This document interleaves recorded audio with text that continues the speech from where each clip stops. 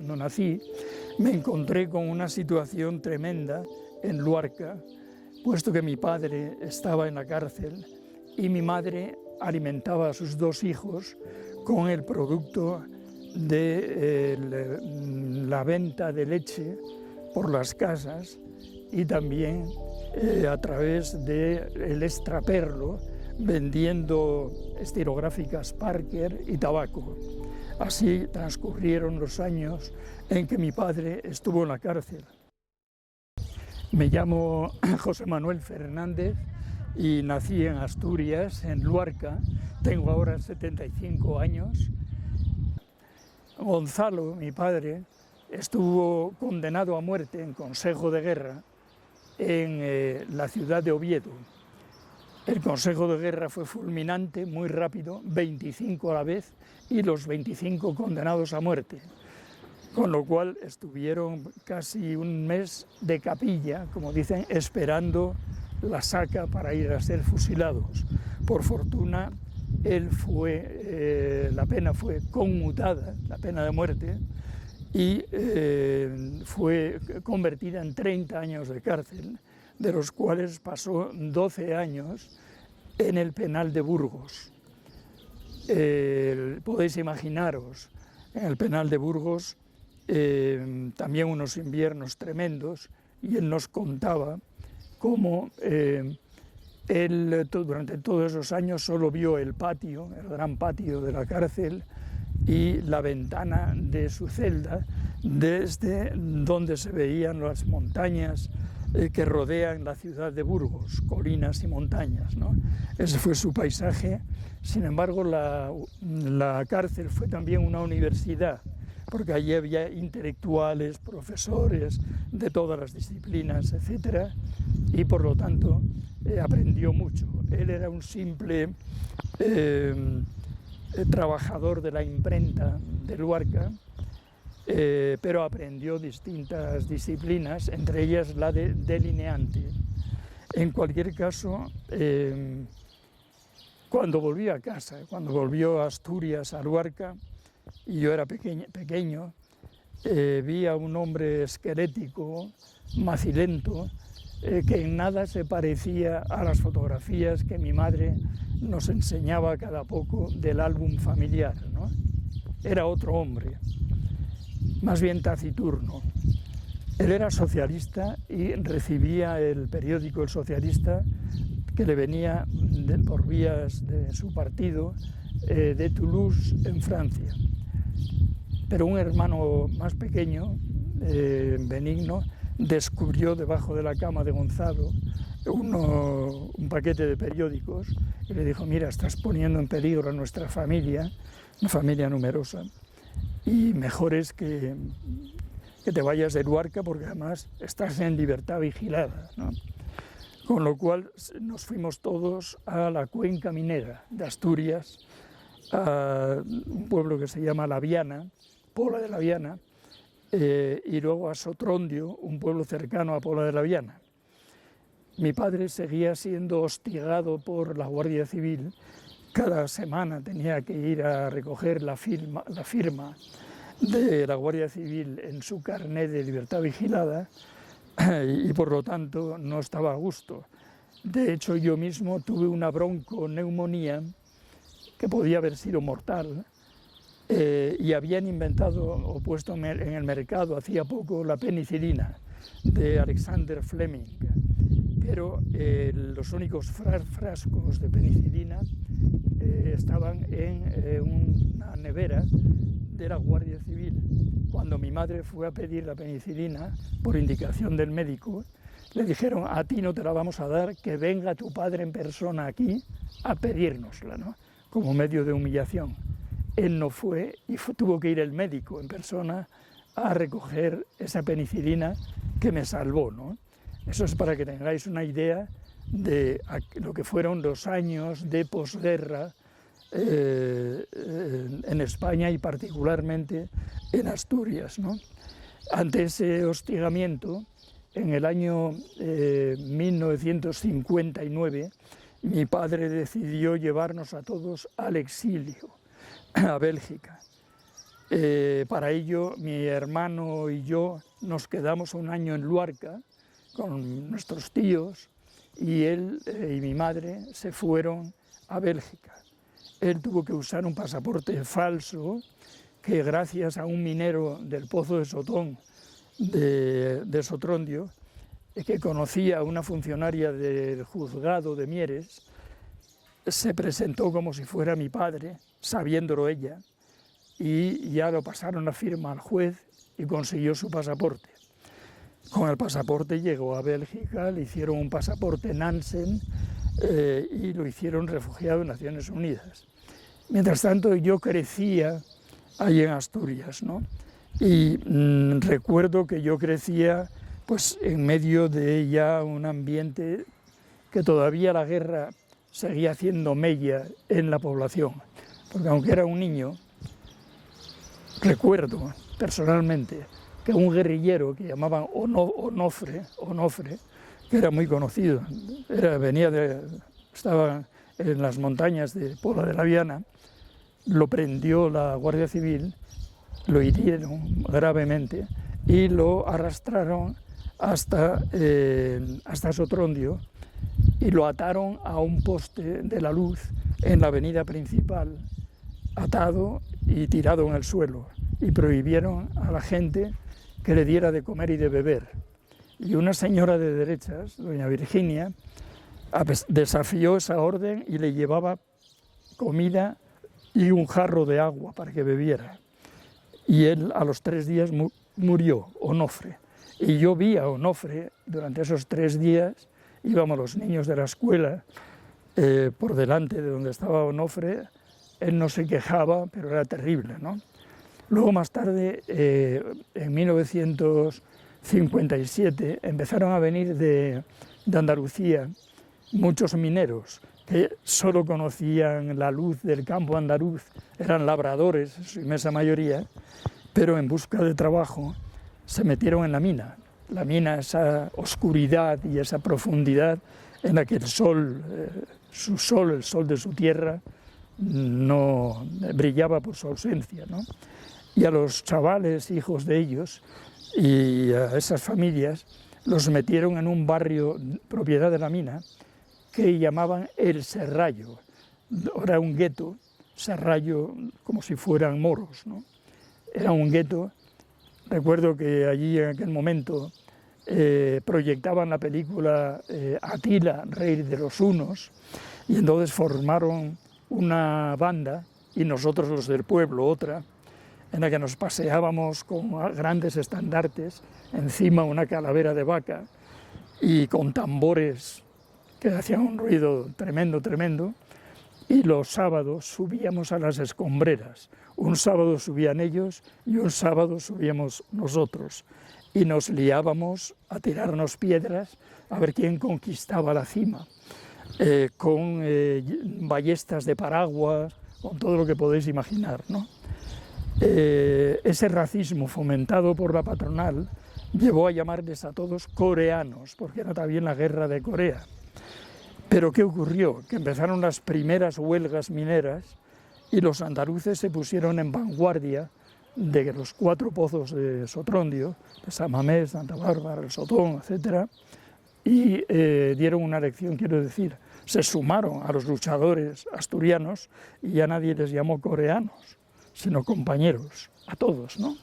Por lo tanto, es algo también digno de mención del ambiente que reinaba en aquellos momentos, ¿no? Bien, llegamos a Bélgica, como decía, había en una parte de la población un racismo incipiente, había muchas viviendas que ponían el cartel de ni perros ni extranjeros, pero la inmensa mayoría del pueblo belga fue solidaria con los que llegaban, especialmente con los niños, y conmigo muy particularmente. Me dieron una beca en el Ateneo Real de Lieja para que terminara mi bachillerato que había empezado en Asturias.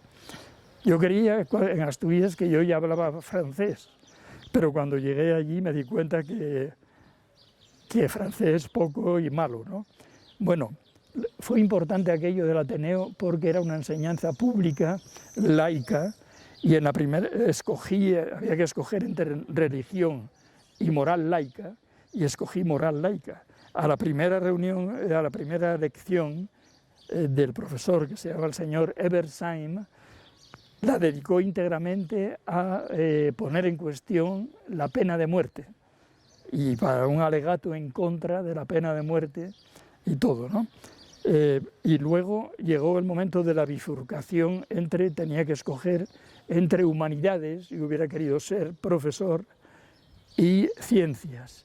Pero como yo siempre tuve la idea de volver a España a todo precio, a todo coste, renuncié a mi afición por las humanidades y cogí ciencias, de tal modo que ingresé en la universidad en ciencias y salí con la licenciatura de físico atómico. Me emplearon inmediatamente, porque las empresas estaban entonces en pleno auge, y participé en la construcción de la primera central nuclear belga en Tihange, ¿no? 1963 fue un año crucial para mi vida. Ocurrieron dos cosas. Mi padre murió muy joven y fusilaron a Julián Grimau a un mes de distancia. Mi padre en marzo y Julián en abril. Y pedí el ingreso en las Juventudes Comunistas. Y a partir de ahí mi vida fue muy activa en la lucha contra la dictadura, hasta el punto de que vinieron de París, donde estaba la dirección del Partido Comunista de España, a Lieja especialmente, para decirme que abandonara todo y que fuera a París con la dirección. Y yo, al gran disgusto de mi madre dijo: ya sé que te he perdido para siempre, me fui a París. Y ahí trabajé unos años con la Comisión Internacional del Partido Comunista, con Leonor Bornau, Manuel Azcárate y otros grandes pensadores y dirigentes, y allí conocía a toda la plana mayor de la dirección, Santiago Carrillo, y conocía todo de la organización, ¿no? Hice varios viajes clandestinos a España, donde teníamos núcleos de la Juventud Comunista. Luego ya me afilié al Partido Comunista, fui miembro de la Comisión de Migraciones por mi conocimiento, y entonces viajé por toda Europa, desde las plataformas de petróleo de Noruega, donde había quienes habían rechazado el servicio militar y trabajaban en las plataformas de petróleo, todos jóvenes. Luego se casaron con noruegas y tal, ¿no? Y las principales ciudades de Europa, donde cientos de miles de trabajadores españoles se habían afincado, y muchos de ellos se habían afiliado a la lucha contra la dictadura, la mayoría en el Partido Comunista, otros en el Partido Socialista y otros aún en el anarquismo. Bien, vengo a España. Decir que en el 68 me pilló en París, con todo lo que eso supone, mayo del 68, pero bueno, el caso es que en 1975 me vine a Madrid, seguí organizado, y a partir del 77, con la legalización del Partido Comunista, me cogieron como liberado del Partido Comunista, y entonces fui elegido responsable del partido en el distrito de San Blas, que tenía 7 agrupaciones, ¿no? Desde las empresas Pegaso en Canillejas, El País, que estaba allí también, CEPSA, Motor Ibérica, donde trabajaba Marcelino Camacho, y entonces luego me eligieron miembro del Comité Regional del Partido Comunista, y posteriormente, durante un breve periodo, del Comité Central. Bien, a partir de ahí ya empezó otra fase de mi vida, puesto que en unas oposiciones internas, Gregorio López Raimundo y Antonio Gutiérrez Díaz, que eran los dirigentes de la Comisión para Europa del Partido Comunista, me escogieron para ir a Bruselas con la primera jornada de diputados a Bruselas, porque bueno, sabía ya el francés casi como lengua materna, y el inglés, algo de alemán por mis estudios de ciencias, etc. Bueno, el caso es que en Bruselas transcurrieron muchos años, desde 1989 hasta el año 2000.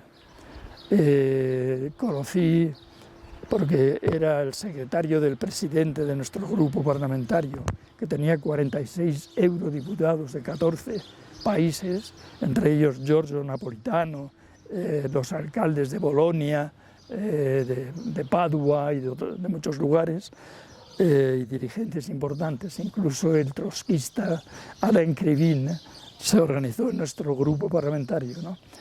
Y un antiguo comisario de cultura italiano que también se organizó. Bien, gracias a eso yo acompañaba siempre a Alonso Puerta, presidente, al organismo que llaman la Junta de Portavoces, que allí se llama Conferencia de Presidentes, y allí presidía Gil Robles, el Parlamento. Allí venían todos los jefes de Estado del mundo, de Europa fundamentalmente, ¿no? Y allí conocí, bueno, pues a Kohl, a todos los dirigentes de la época más, a Giscard d'Estaing, cuando se lanzó la Conferencia por la Constitución Europea, y a muchos más, ¿no?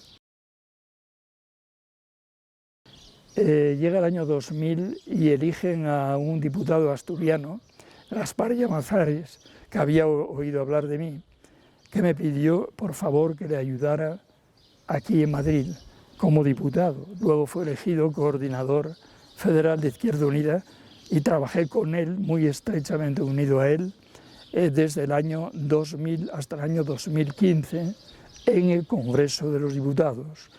Ahí tuve el honor de organizar o coorganizar homenajes a las brigadas internacionales, homenajes a los expresos políticos y también a participar en las negociaciones con el Partido Socialista para la Ley de Memoria del año 2007, ¿no? De lo cual me siento muy orgulloso de haber contribuido a realizar ese trabajo. En el año, estando ya en el Congreso de los Diputados, con un buen sueldo, del que daba una parte a mi organización, me eligieron alcalde del pueblo donde estamos, de Bustar Viejo. Durante 8 años fui alcalde sin cobrar un céntimo, llevando mis lápices y mis papeles al ayuntamiento. Y bueno, pues es una época maravillosa porque construimos todos los equipamientos. Y algo de lo que me siento también especialmente orgulloso con la Ley de Memoria fue el haber limpiado de fascismo las calles y plazas de Bustar Viejo. Llevaban, como en todas partes de España, los nombres de Calvo Sotelo, José Antonio, Generalísimo, la plaza del Ayuntamiento de la Plaza del Generalísimo, y con ayuda de las asociaciones culturales del pueblo rescaté el callejero de principios del siglo XIX, calle de la Fuente, calle del Cañito, etcétera, etcétera, con lo cual, por unanimidad, derechas e izquierdas, juntos, del Pleno, se acordó la actualización del callejero de Bustar Viejo. Una gran inscripción que había a los muertos, a las víctimas, pero solo franquistas, esas grandes listas, ¿no? Empieza José Antonio, primo de Rivera, y después los demás, la quitamos, ¿no? Tampoco hubo protesta ninguna en el pueblo, ¿no? Cosa que yo temía que algún familiar o descendiente de algunos de los que figuraba en la lista protestara, ¿no?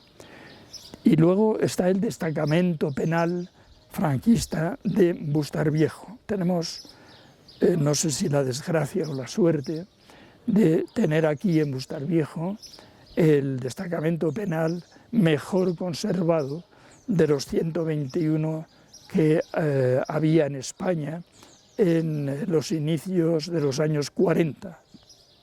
Eran naves ganaderas y por lo tanto la estructura se conservó siempre y pertenecían al ayuntamiento porque era la antigua dehesa boyal, aquí la llaman dehesa vieja, que cuando el rey dio a Bustarviejo su carta a Puebla, le dio al mismo tiempo esa dehesa, y a cada 2 años la subastamos entre los ganaderos, y por lo tanto los ganaderos hicieron uso de los barracones, como aquí lo llaman, que no eran otra cosa que los dormitorios, prisión, donde estaban los presos, bueno, tuvimos que sacar casi 1 metro de,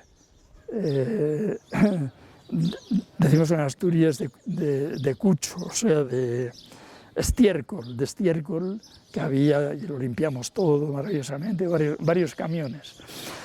Y entonces, bueno, el caso es que este destacamento tiene la particularidad que era el más importante en la construcción por trabajo forzado de la línea ferroviaria Madrid-Burgos. Había 11 destacamentos penales solo para construir esa vía ferroviaria. Gracias a la rehabilitación, gracias a una enmienda al Ministerio de Cultura en los presupuestos del Estado de 2011, rehabilitamos con las fotografías y documentación de Renfe, tal y como estaba el destacamento en el 44. Era un destacamento coetáneo con el destacamento del Valle de los Caídos. El Valle de los Caídos comenzó un año antes, en el 43, aquí se terminó en el 52, el de Bustarviejo, y antes que se terminara el Valle de los Caídos, y gracias a esto tenemos una asociación de memoria dedicada única y expresamente a la salvaguardia, puesta en valor y divulgación del destacamento penal de Bustarviejo. La asociación organizamos todos los primeros sábados de mes a las 11 de la mañana, partiendo de la estación que hicieron los presos, una marcha de muy poco, de media hora, hasta los barracones, y entramos en los barracones, explicamos toda la génesis de ellos, y ya hemos rebasado a principios de mes 5.000 visitantes, de visitas guiadas que han venido de Francia, de Irlanda y de Madrid y de otros lugares de España, la mayoría de Madrid. Tenemos un programa especial para los niños y jóvenes de todas las escuelas de la Sierra, que vienen de manera planificada con la ayuda de los profesores y directores entre semana, para que conozcan a través del ejemplo, que es lo que mejor les entra, lo que fue aquella época, ¿no? Porque en torno al destacamento hay decenas de unas 40 chabolas, como las llamamos aquí. Esas chabolas que hicieron los presos eran para alojar, albergar a las esposas, a sus mujeres y a los niños. No podéis imaginaros, son 2 metros por 2 metros, con un tablón para dormir allí apiñados, y un hornillo de fuego en una esquina, cubierto de ramas, en plena ladera de la montaña. El agua iba a buscarla a un arroyo que había cerca. Todavía hoy, entre los visitantes que vienen, hay niños que vivieron en esas chabolas. Uno vino desde Aragón y tal, porque una vez nos extrañó muchísimo el ver que allí en la ladera había un grupo de personas donde las chabolas sentados y hablando. Nos acercamos y resulta que cada año, antes incluso que nosotros interviniéramos, cada año vienen a las chabolas para rememorar aquel tiempo, una vez al año, de distintos lugares de España, porque había presos de todos los lugares de España, lo cual fue muy emocionante porque para ellos también, que eran niños, aquello se quedó grabado en el recuerdo para siempre. Se acordaban, y algunos se hicieron amistad, de las culebras, de los pájaros, las culebras que iban a comer pájaros en el arroyo, las piedras que tiraban de niños, se acordaban de sus aventuras infantiles, porque los niños, incluso en las situaciones más horribles, guardan esa espontaneidad y esa dulzura que tienen, ¿no? Y yo recuerdo que mi padre decía, mira, en Burgos, a pesar de que estábamos en las peores de las condiciones, de hambre, de frío y de todo, aprende esto, que el ser humano, incluso en las peores condiciones, en las que parece que no hay esperanza, siempre encuentra una mano amiga, la mano de sus compañeros, que le ayudan a sobrevivir, ¿no? Dice que eso para él, esas horas de patio, fueron muy importantes, ¿no? Por tanto, yo diría a la juventud, además de interesarse por esa vivencia tan terrible que un golpe de Estado provocó contra un sistema democrático, además de eso, conviene nunca perder la esperanza, jamás. Y por lo tanto, eso debe darles fuerza, confianza, siguiendo el ejemplo de esos cientos de miles de españoles, muchos de ellos sus padres, sus abuelos, bisabuelos, que contribuyeron, no digo al bienestar que tienen hoy, que tienen grandes problemas también, de paro, de empleo y de vivienda, pero contribuyeron también por lo menos a que tengan paz y libertad. Son dos palabras muy importantes en España y en Europa.